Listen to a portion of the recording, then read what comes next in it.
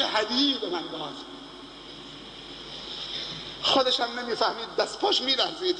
گفت جسارت نباشه، منظوری ندارم. نه، این بزرگترین خدمت به استادت کردی تو. اما آیا منیت ما اجازه میدهد که بپذیریم؟ اگر فرزندان خوب میخواهیم باید پدر خوبی باشیم، مگر نه فرزند خوب نبیم. یک روزی من ایستاده بودم کنار یک مردی. مرده من نمیفهمیدم سیگاریه. در خانهش ایستاده بودیم. یک دفعه پسر 5 ساله 6 ساله در آمد. گفت پسرم بیا اینجا. محمد بیا اینجا. محمد آمد، اسمش محمده. محمد بیا اینجا. 5 سالشه 6 سالشه. دست کرد تو جیب، 1000 تومان در آورد.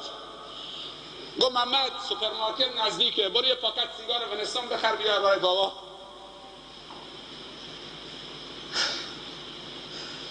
اسمش محمده. دست میکنه تو جیبش، بابای سیگاری، معذرت میخوام، 1000 تومان در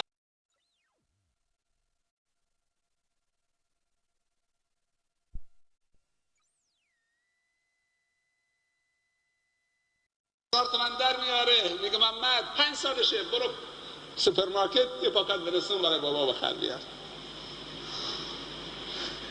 اینطوری تربیت میکنن. اگر این بابا پول دست بچه 5 ساله میداد، بابا این 1000 تومان بگیر اونجا یک کتاب فروشی هست، برو یه داستان پیامبران بخر بیار، یک کتاب مفید بخر بیار تا برات بخونم بابا، برو یه پاکت ونستون بخر بیار.